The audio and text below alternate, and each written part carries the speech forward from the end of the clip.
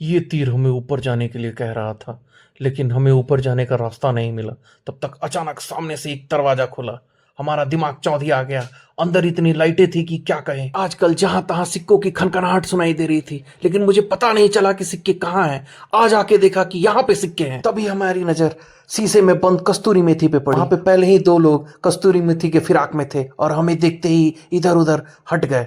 कस्तूरी मेथी पे लाइटें चमक रही थी। पास जाके देखा तो वो पुदीना निकला। ये जगह हमें कुछ विचित्र प्रतीत हो रही थी, क्योंकि यहाँ पे क्रिकेट नामक गेम भी जाली के अंदर खेला जा रहा था। इन जालियों से हटके मेरे एजेंट को हमारा फ्यूचर दिखा और हम फ्यूचर की ओर चल दिए। चलते चलते हम काफी दूर निकल चुके थे। हमें तो कुछ अपना फ्यूचर दिखा नहीं, लेकिन हमें दर्शनी नामक एक स्थान दिखा जो कि पूरे शीशों से घिरा हुआ था। वहां इतने बड़े बड़े शीशे थे कि मेरे एजेंट को चक्कर आने लगा और वो अपने बालों को जोर जोर से खींचने लगा। कहीं वो पागल ना हो जाए, इसलिए मैं उसको लेके कैलिफोर्निया बुरीतो नामक एक स्थान पहुंचा, जहां पे कद्दुओं को उल्टा टांग के उसमें बल्ब जलाया जा रहा था। एक सच्चे कद्दू प्रेमी होने के कारण मेरे एजेंट को ये बात रास नहीं है और वो आगे आगे जाने लगा, बार बार एक ही बात को याद करने लगा। वो बात क्या थी आज तक मुझे पता नहीं। आगे बढ़ के हमें कुछ कंटेनर दिखे। एक कंटेनर के ऊपर चढ़ के हमने देखा तो पता चला कि ये रामू काका का ढाबा है। कुछ घंटों से हम तो भूखे हुए थे ही।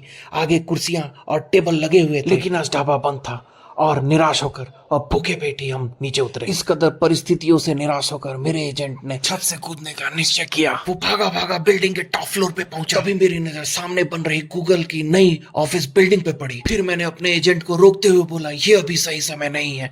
जब सामने वाली गूगल की बिल्डिंग बन जाए उसके ऊपर से कूदना, ताकि पूरी पब्लिसिटी मिल सके। फिर हम बिल्डिंग के नॉर्थ टावर में पहुंचे। तब हमारी नजर दीवार पे बहुत से संख्या में गिलासों पे पड़ी। ये वही गिलास थे जिसमें मोदी जी चाय बेचा। ठीक उसके दूसरी तरफ वो केतलियां भी थी जिनमें वो चाय गर्म किया करते। यहाँ के लोग कस्तूरी मेथी की काला बाजारी कर करके इतनी ऊंची ऊंची इमारतें खड़े कर लिए।